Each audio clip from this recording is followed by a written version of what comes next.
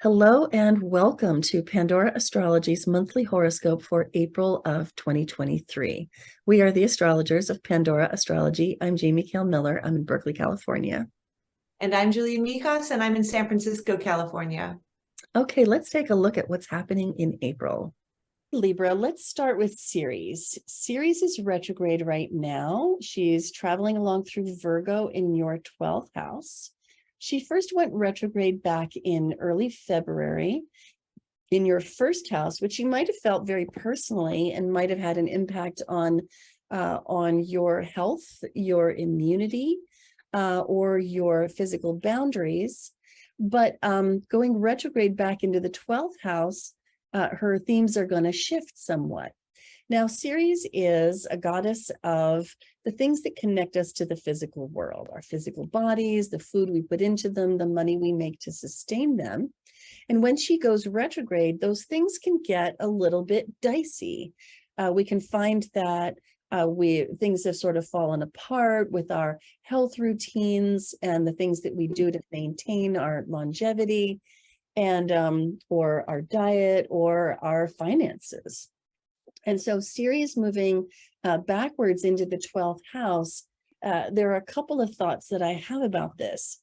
One is that you may have to dig around in some of the less conscious spaces of your own heart and mind to figure out what is behind the disorganization that is coming up.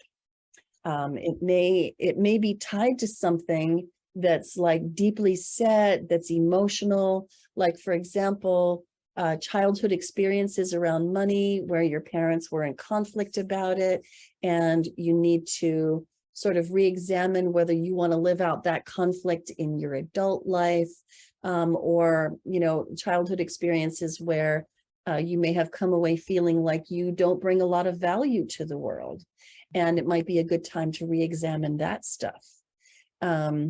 And so what you may discover is that if you go into a kind of a psychological exploration of that kind, that things just start to untangle themselves, and that you can make more money and that you can organize your money better just from having gone through that exploration. So I do recommend that you do it. Ceres is going to be retrograde until early May. And so there's plenty of time to work out whatever bumps and squiggles have happened along the way. It goes retrograde about every year and a half or so. Now, the other thing I want to talk about right now is Juno, and here she is traveling along through your 8th house and traveling along through the sign of Taurus as well. Juno is all about partnership and relating and also networking. And she is a manager of people. She is a matchmaker connecting people to each other. And she is a partner, and mostly about long-term committed partnerships. So, and the 8th house is a realm of sharing. And when I say sharing, I mean that it can show up in terms of sharing emotionally, like the people that you talk with in a deep and intimate way and really share your emotions with. It can show up physically. This is a house of sexuality. It can show up financially in terms of the relationships where you pool your money together with another person or an institution. And that can include a business partner as well. So as Juno is traveling along through the 8th house, it's a really good time to look into the more hidden and intimate, dare I say it, realms of your relationship, and to bring your partner's attention and your attention into a dialogue about those things. How do we share this money in this relationship? How do we manage our money in this business partnership?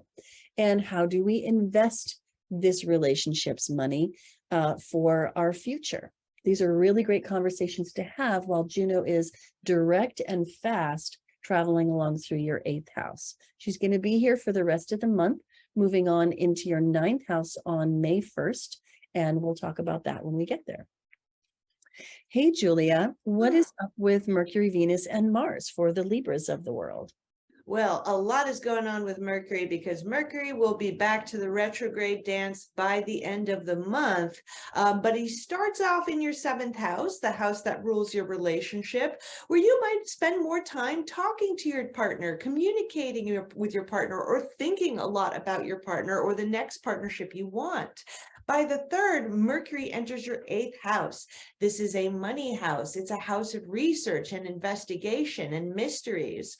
So Mercury in this house might mean that you are drawn to mysteries. Maybe you're reading some detective novels or something like that early on in the month. Maybe thinking a lot about your finances, especially investments, mortgages, taxes, etc. But by the 21st, when Mercury goes retrograde here, you might run into some squirreliness, especially with your finances. That could include miscommunications with other people, having to go back over them. Maybe you thought you invested in one way and you need to go back over your books again. You're a little bit confused about it, or having to re-strategize. And if you're researching anything now, you might have to go back over your conclusions as well. So Venus, on a lighter note, starts the month in the 8th house. She's there for the first 10 days. She's adding a little money luck at the beginning of the month, and then you kind of run into some money confusion later. But with the money luck phase, this could be a time where your partner gets a little more money and shares it with you, where maybe you're able to remortgage your remortgage your house, or other types of money luck as well from investments, for example. Now Venus is the planet of pleasure, and the 8th house is the planet of the house of taboos. So you might be drawn to a few more taboos than usual during this transit.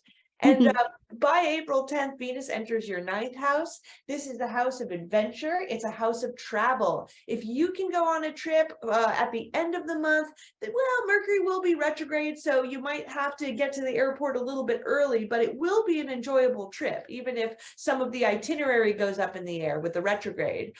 Maybe it's a good time to plan the next trip to get a lot of pleasure in that. Maybe you're thinking of applying to schools around this time. I would definitely recommend that, especially if you have to get a letter of recommendation from a teacher. With Venus in the 9th, you can really charm your way into recommendations, etc.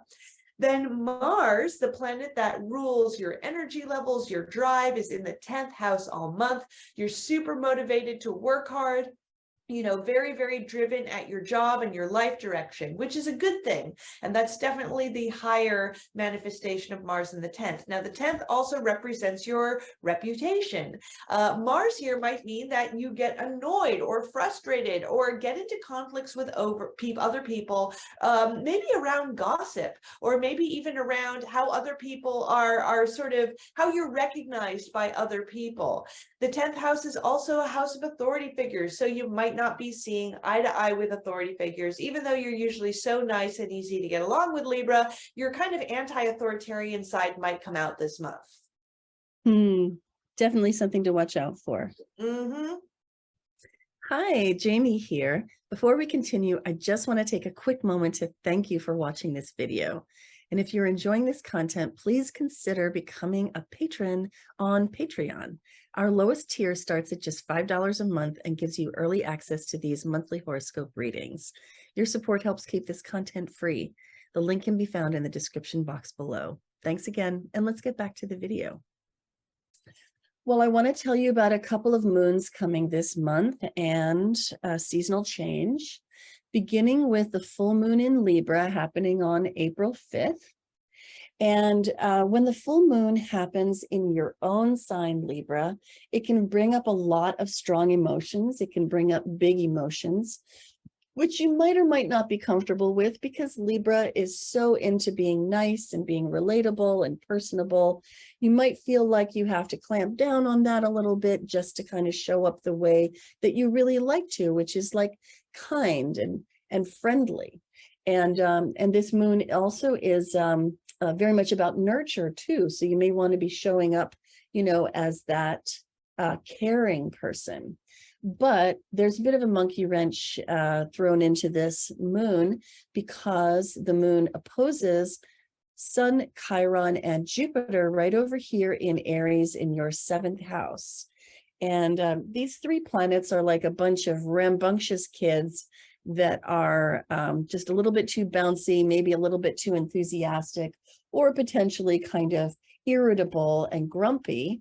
And them landing the way that they are in your 7th house might show up in terms of your partnership. So you might find yourself facing a grumpy partner, or a partner who's kind of just trying to get what they want without thinking about what you want very much. And you might have to respond with even more of the moon's, caring, diplomatic, nurturing ways. So we're calling this moon Make Every Action Wholesome, mostly because Chiron is a part of it. And whenever Chiron is in the mix, things can happen that are ouchy, but there's always an opportunity for healing.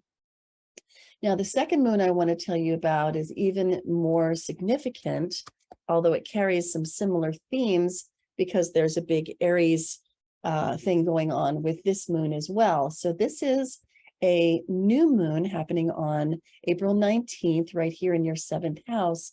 And it's not just a new moon, it's a solar eclipse. And we know this because that north node is very close by to this sun and moon. Now, whenever we have an eclipse, we're forced to look at our shadow. And by shadow, I mean, in the Jungian sense, that which we'd rather not look at, we'd rather put behind us and remain unconscious of. And then the house where an eclipse lands shows us the arena of life in which we are forced to look at our shadow.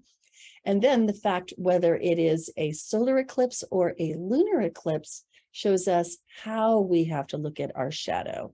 This is a solar eclipse, which is usually more physical. It's more about behavior.